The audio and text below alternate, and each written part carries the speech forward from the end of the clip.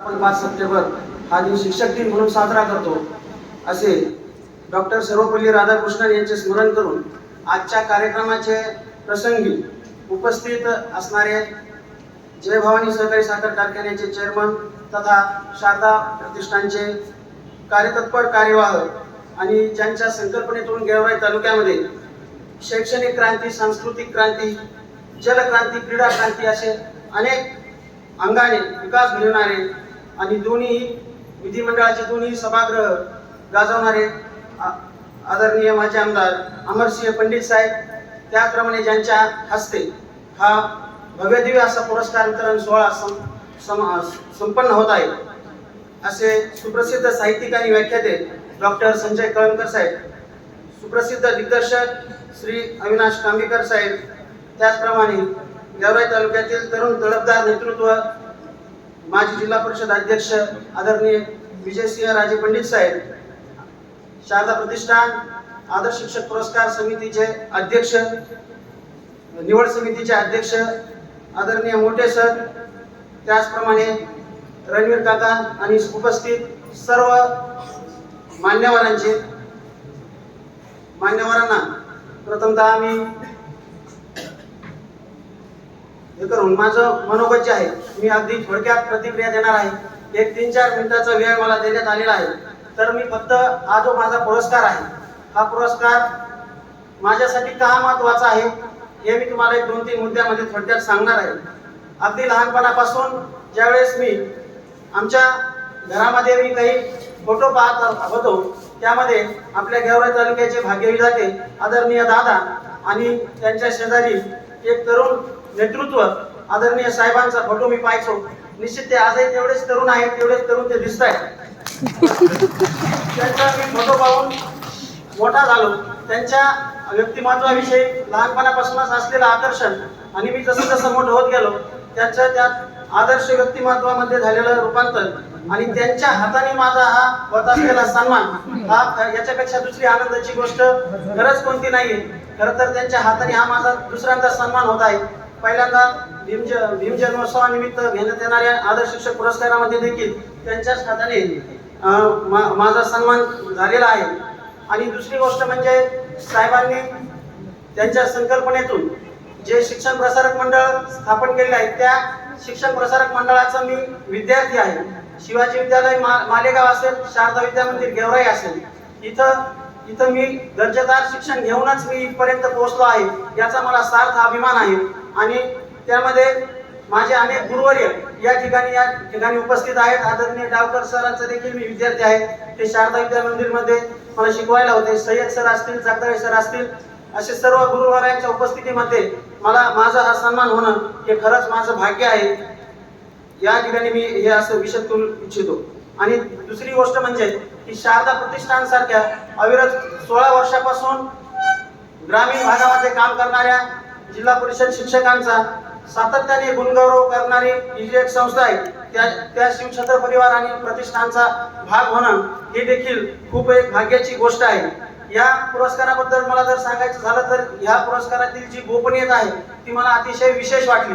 कारण मला देखील 3-4 दिवसापूर्वी ज्यावेळेस आपल्या कॉलेज समोर बॅनर लागलं त्यावेळेस मला रात्रीतून ते बॅनर लागलं आणि सकाळी माझ्या काही मित्रांनी ते पाहिल्यानंतर मला त्यांनी फोन करून सांगितलं की तुझा फोटो त्या बॅनरमध्ये आहे.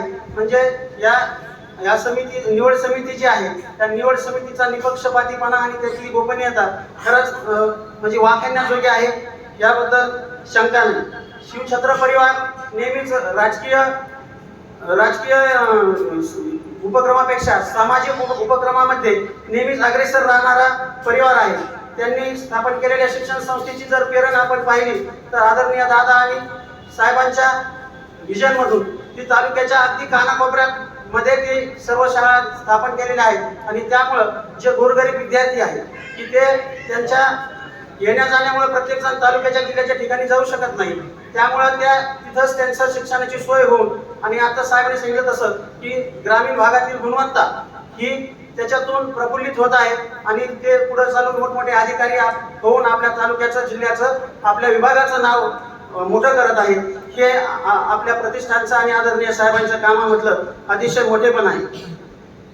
एक शिक्षक म्हणून जर तुम्हाला सांगायचं झालं तर माझं असं म्हणणं आहे की तुमच्याकडे किती आहे त्यापेक्षा तुम्ही विद्यार्थ्यांना किती देऊ शकता ही महत्त्वाची गोष्ट आहे असं मला वाटतं. आणि अतिशय सोप्या साध्या सरळ पद्धतीनं तुम्हाला विद्यार्थ्यांच्या मनामध्ये उतरता येऊन त्यांच्यासारखं अध्यापन करता आलं तर त्यापेक्षा दुसरी आनंदाची गोष्ट निश्चितच काही नाही. कारण समाजातल्या शेवटच्या घटकापर्यंत पोहोचणारा जर कोणता व्यक्ती असेल तर तो शिक्षक आहे. त्यामुळे शिक्षकाचं महत्त्व नाकारून चालणार नाही. आपल्याला परिवर्तनाची सुरुवात ही आपल्यापासून आपल्याला करावी लागणार आहे. हा पुरस्कार मी फक्त एक प्रातिनिधिक स्वरूपामध्ये स्वीकारत आहे. खरं तर जे विद्यार्थ्यांसाठी अगदी तळमळीनं काम करतात माझे सर्व मित्र परिवार ते सगळे जण आदर्श शिक्षकच आहेत. आपल्या वर्गात असणारे 10, 20, 30 काही विद्यार्थी असतील त्या विद्यार्थ्यांसाठी आपण आदर्श शिक्षकच असतो. मी फक्त एक प्रतिनिधी म्हणून इथं समोर उभा आहे. या प्रसंगी मला एवढं सांगावं वाटतं आणि त्याच्याही पुढे मला सांगावं वाटतं की ज्या शिक्षकाला रात्री झोपताना उद्या आपल्या विद्यार्थ्यांसाठी आपण काय करायला पाहिजे किंवा आपण काय शिकवायला पाहिजे हे ज्याच्या मनात येतं तो प्रत्येक शिक्षक हा आदर्श शिक्षकच असतो असं मला वाटतं. आपल्या समोर असणारे आव्हान आणि अपेक्षा याचा खरं तर आपल्याला मेळ घालून आपल्याला काम करावं लागेल. आत्ताच सुलागे सरांसोबत मी चर्चा करत असताना त्यांच्यासोबत ते म्हणले की सगळं झालंय आपलं आता फक्त शिकवायचं राहून गेलंय. इतके ऑनलाईन काम आणि इतक्या लिंक असतात दररोज वेगवेगळे येणारे टपाल ते म्हणले आता सगळं काम आटपिलंय आता फक्त शिकवायचं राहिले. म्हणजे आपल्याला खरं सांगायचं म्हणजे आजच्या पेपरला तुम्ही पाहिला असं लोक म्हटला की शिक्षक म्हणतोय की आम्हाला विद्यार्थ्यांना शिकू दे, शिकवायला वेळ द्या. बाकीच्या आपण एक शासनाचा भाग म्हटल्यानंतर आपल्याला शासकीय त्या येणाऱ्या योजनांचं आपल्याला पालन करणं, परंतु त्याच्या पुढे जाऊन आपल्याला त्या संदर्भात भूमिका तशी घ्यावी लागते. शेवटी फक्त एवढंच सांगतो मी आज माझ्या परिवाराच्या उपस्थितीमध्ये माझे वडील प्राध्यापक रमेशराव घाडगे हे देखील उपस्थित आहे की त्यांनी मला प्रत्येक जीवनाच्या अनेक संकटामध्ये त्यांनी खंबीरपणे साथ दिलेली आहे. माझी आई, माझा संपूर्ण परिवार, माझा मित्र परिवार, गावाकडून आलेले सर्व माझे भाऊ चुलते सगळे इथे उपस्थित आहेत. मी काम केलेल्या 3 शाळा भगवाननगर, तलवाडा, ताकडगाव आणि आता अर्धपिंपरी या गावचे गावकरी इथे उपस्थित आहेत. त्यांचाही मी मनापासून आभार मानतो. आणि ही जे पुरस्कार आहे हा फक्त केलेल्या कामासाठीच नाही तर पुढेही यासारखंच काम अविरतपणे चालू ठेवावं यासाठी तो प्रेरणा निश्चित देत राहील. आणि सर्व पुरस्कार प्राप्त शिक्षकांचे देखील मी अभिनंदन करतो आणि माझे 2 शब्द संपवतो. धन्यवाद.